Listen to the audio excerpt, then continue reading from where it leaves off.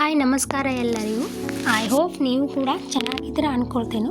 ನಾನಿಲ್ಲಿ ಬದನೆಕಾಯಿನ ತುಂಬಿಬಿಟ್ಟು ಮಾಡ್ಕೊಳ್ತಾ ಇದ್ದೇನೆ. ಅಂದರೆ ಎಣ್ಣೆಗಾಯಿನೂ ಕೂಡ ಅಂತ ಕರೀತಾರೆ. ಅದಕ್ಕೆ ಬೇಕಾಗಿರೋದಂದರೆ ಸ್ವಲ್ಪ ಶೇಂಗಾ ತೊಗೊಂಡಿದ್ದೇನೆ, ಆಮೇಲೆ ಸ್ವಲ್ಪ ಬಿಳಿ ಎಳ್ಳು, ಆಮೇಲೆ ಒಂದು 4 ಲವಂಗ, ಒಂದು 4 ಮೆಣಸಿನ್ಕಾಳು, ಆಮೇಲೆ ಸ್ವಲ್ಪ ಕೊತ್ತಂಬರಿ ಕಾಳು ಹಾಕಿಬಿಟ್ಟು ಅದನ್ನು ಸ್ವಲ್ಪ ಚೆನ್ನಾಗಿ ಹುರ್ಕೊಳ್ತಾ ಇದ್ದೇನೆ. ಚೆನ್ನಾಗಂದರೆ ಸ್ಲೋ ಫ್ಲೇಮಲ್ಲಿಟ್ಟು ಸ್ವಲ್ಪ ಹುರ್ಕೊಂಡ್ರೆ ಸಾಕು.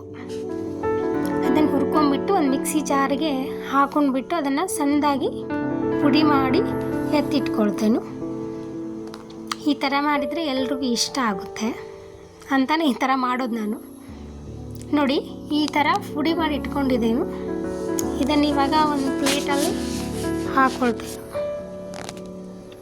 ಹಾಕೊಂಡ್ಬಿಟ್ಟು ಅದನ್ನು ಚೆನ್ನಾಗಿ ಅದು ಗಟ್ಟಿಗಟ್ಟಾಗುತ್ತಲ್ಲ, ಗಟ್ಟೆಲ್ಲ ಒಡ್ಕೊಂಡ್ಬಿಟ್ಟು ಅದಕ್ಕೆ ಬೇಕಾಗಿರೋದಂದರೆ ಉಪ್ಪು, ಖಾರ, ಆಮೇಲೆ ಸ್ವಲ್ಪ ಅರಿಶಿನ ಪುಡಿ, ಅದಕ್ಕೆ ಅಂದಾಜಲ್ಲಿ ಎಷ್ಟು ಬೇಕೋ ಅಷ್ಟನ್ನು ಹಾಕೊಂಡ್ಬಿಟ್ಟು ಚೆನ್ನಾಗಿ ಮಿಕ್ಸ್ ಮಾಡ್ಕೊಳ್ಬೇಕು ಅದನ್ನು.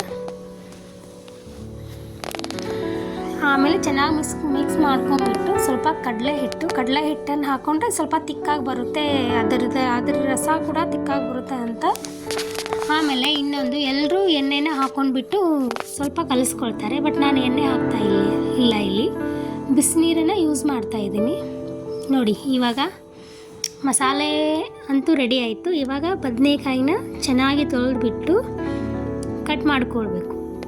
ಕಟ್ ಮಾಡ್ಕೊಂಡ್ಬಿಟ್ಟು ಚೆನ್ನಾಗಿ ಅದು ಎಷ್ಟು ಸ್ಲೈಸ್ ನಮಗೆ ಈಸಿಯಾಗಿ ಕಟ್ ಮಾಡೋಕ್ಕೆ ಬರುತ್ತೋ ಅಷ್ಟು ಸ್ಲೈಸ್ಗಳನ್ನು ಕಟ್ ಮಾಡ್ಕೊಂಡ್ಬಿಟ್ಟು ನಾವೇನು ಮಸಾಲೆ ಎಲ್ಲ ರೆಡಿ ಮಾಡಿರ್ತೀವಲ್ಲ ಅದನ್ನು ಅದರಲ್ಲಿ ತುಂಬ್ಕೊಳ್ಳೋದು. ನೋಡಿ, ನಾನು ಈ ಥರ ಕಟ್ ಹುಳಾದು ಇರುತ್ತೆ, ಚೆನ್ನಾಗಿ ನೋಡಿಬಿಟ್ಟು ಈ ಥರ ಕಟ್ ಮಾಡ್ಕೊಳ್ಬೇಕು. ಕಟ್ ಮಾಡ್ಕೊಂಡ್ಬಿಟ್ಟು ಇವಾಗ ಅದು ಮಸಾಲೆ ಮಾಡ್ಕೊಂಡಿದ್ದೆ ಅಲ್ಲ, ಆ ಮಸಾಲೆಯನ್ನು ಅದರಲ್ಲಿ ಒಂದೊಂದಾಗಿ ತುಂಬ್ಕೊಳ್ಬೇಕು. ನೋಡಿ, ನಾನು ಈ ಥರ ತುಂಬ್ಕೊಳ್ತಾ ಇದ್ದೇನೆ.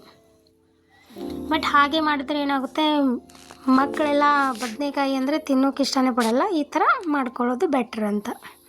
ನೋಡಿ, ನಾನಿಲ್ಲಿ ಒಂದು ಪಾತ್ರೆಯಲ್ಲಿ ಎಣ್ಣೆ ಕಾಯಕ್ಕೆ ಹಾಕಿಬಿಟ್ಟು ಜೀರಿಗೆ ಹಾಕಿಬಿಟ್ಟು ಈರುಳ್ಳಿ ಹಾಕಿಬಿಟ್ಟು ಎಲ್ಲನೂ ಫ್ರೈ ಮಾಡ್ತಾಯಿದ್ದೇನೆ. ಫ್ರೈ ಆದ ನಂತರ ಒಂದೊಂದಾಗಿ ನೋಡಿ, ಈ ಥರ ಫ್ರೈ ಆದಮೇಲೆ ಬದನೆಕಾಯಿನ ಒಂದೊಂದಾಗಿ ಅದರಲ್ಲಿ ಹಾಕ್ತಾ ಬರಬೇಕು. ಎಲ್ಲ ಹಾಕಿಬಿಟ್ಟು ಸ್ವಲ್ಪ ಎಣ್ಣೆಯಲ್ಲಿ ಒಂದು 5 ನಿಮಿಷ ಆ ಕಡೆ ಈ ಕಡೆ ಮಾಡಬೇಕು. ನೋಡಿ, ಎಣ್ಣೆಯಲ್ಲಿ ಒಂದು 5 ನಿಮಿಷ ಬಿಟ್ಟ ಮೇಲೆ ಅದು ಕಲರ್ ಹೇಗಾಗಿದೆ ಅಂತ. ಅದಾದಮೇಲೆ ಮಸಾಲೆ ಉಳಿದಿರುತ್ತಲ್ಲ ಅದೆಲ್ಲ ಮಸಾಲೆ ಹಾಕಿಬಿಟ್ಟು ಮೇಲೆ ಒಂದು ಅರ್ಧ ಗ್ಲಾಸಷ್ಟು ಬಿಸಿನೀರನ್ನು ಹಾಕ್ಕೊಳ್ತಾ ಇದ್ದೇನೆ. ಬಿಸಿನೀರನ್ನು ಹಾಕ್ಕೊಂಬಿಟ್ಟು ಮತ್ತೆ ಒಂದು ಸ್ವಲ್ಪ ಕೈ ಆಡಿಸ್ಕೊಳ್ಬೇಕು. ಚೆನ್ನಾಗಿ ಕೈ ಆಡಿಸ್ಕೊಂಡ ನಂತರ ಒಂದು 5 ನಿಮಿಷ ಗ್ಯಾಸನ್ನು ಜೋರಾಗಿ ಇಟ್ಟು ಒಂದು 5 ನಿಮಿಷ ಕುದಿಸ್ಕೊಳ್ಬೇಕು.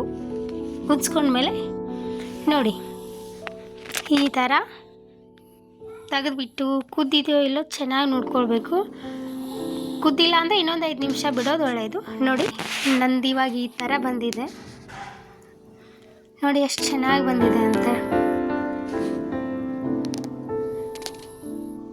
ನಿಮಗೂ ಇಷ್ಟ ಆಗಿದ್ದರೆ ಈ ಥರ ದಿನಾಲೂ ಮನೆಯಲ್ಲಿ ಮಾಡ್ಕೊಳ್ಳಿ. ದಿನಾಲೂ ಮಾಡ್ಕೊಳ್ಬೇಕಾದ್ರೆ ಕಷ್ಟ ಆಗುತ್ತೆ. ಏನು ಇದಕ್ಕೆ ಬೇಕಾಗಿರೋ ಮಸಾಲೆ ಪದಾರ್ಥ ಇರ್ತಲ್ಲ ಅದನ್ನು ಒಂದು 2-3 ದಿನ ಮಾಡಿಟ್ಕೊಳ್ಬೋದು. ನೋಡಿ, ನಾನು ನನ್ನ ಮಗ ಕುಡಿಯುವಾಗ ಪ್ಲೇಟ್ ಹಚ್ತಾ ಇದ್ದೀವಿ. ಅವನು ನಾನು ಹಚ್ಚೋದನ್ನು ಒಂದೊಂದಾಗಿ ತಕ್ಕೊಂಡು ತಿಂತಾ ಇದ್ದಾನೆ. ನನಗಂತೂ ಇವನ ಜೊತೆಗೆ ದಿನ ಹೋದದ್ದೇ ಗೊತ್ತಾಗಲ್ಲ. ಈ ವಿಡಿಯೋ ಇಷ್ಟ ಆಗಿದ್ದರೆ ಲೈಕ್ ಮಾಡಿ. Thank you for watching my video.